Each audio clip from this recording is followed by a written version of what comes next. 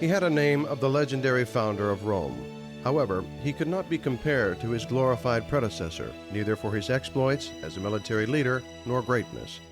He would have been a common figure in ancient Roman history if he had not been the last emperor of the Western Roman Empire. Romulus Augustulus, in his early age nicknamed Augustulus, the Little Augustus, finished the pagan period of history of the Eternal City.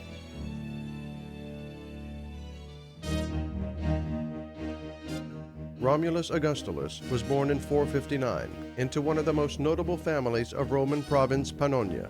His father, Orestes, was the military leader of Italian army. Formerly stable and powerful, the Roman Empire in the 5th century weakened under pressure of civil wars and revolutions. Huge territories had turned into deserts and malarial bogs.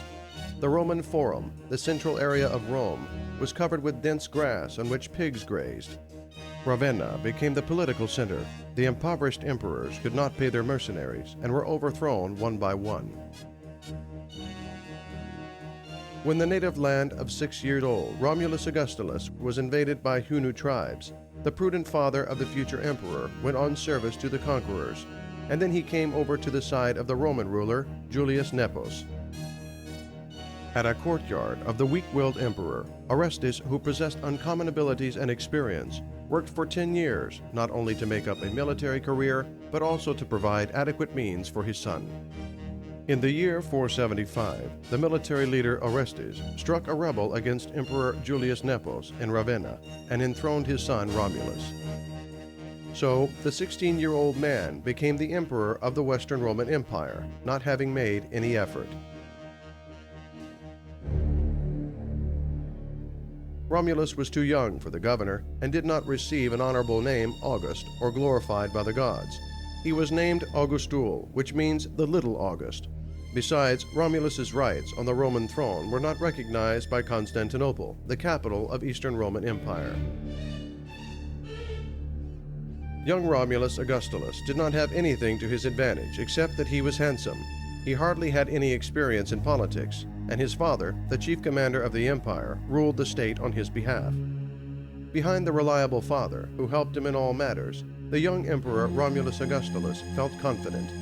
He implicitly obeyed Orestes' will and did not try to interfere with state affairs.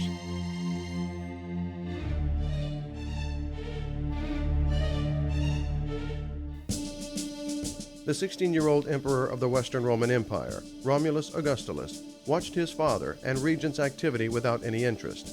He hardly understood the complexity of the situation in the state. The weakened empire recruited barbarians in the rows of imperial guards. Feeling more and more confident, the Teutonic tribes demanded to allocate them a third part of Italian territories. As usual, the regent Orestes made his decision independently without seeking the opinion of the young emperor. He answered Teutonics with resolute refusal. Then barbarians raised a mutiny against Romulus Augustulus and his father.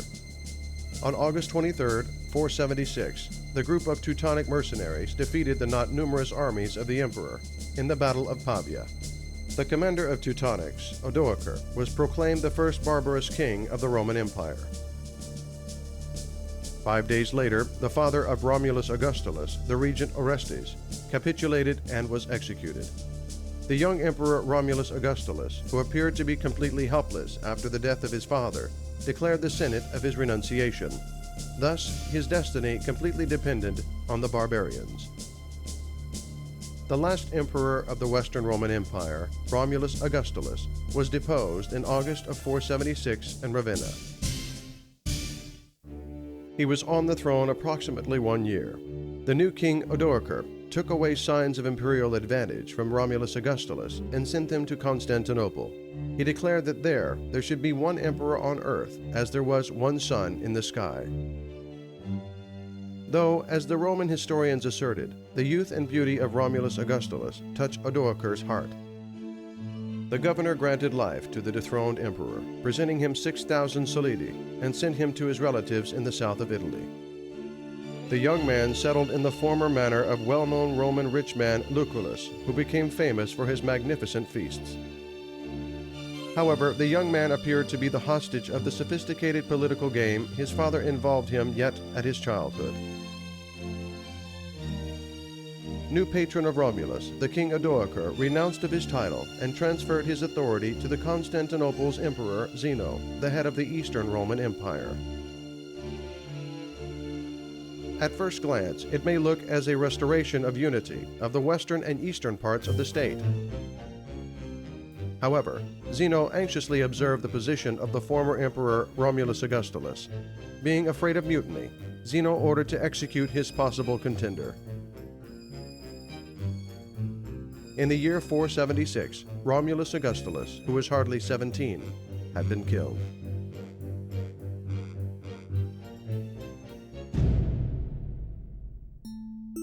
Having received imperial authority not of his own will, and having held on a throne for only less than a year, Romulus Augustulus did not become a politician. He did not dream of power at all, but he appeared to be the hostage of ambitious people surrounding him. His short and senseless, against his will life became a reflection of the disgraceful crash of the Roman Empire.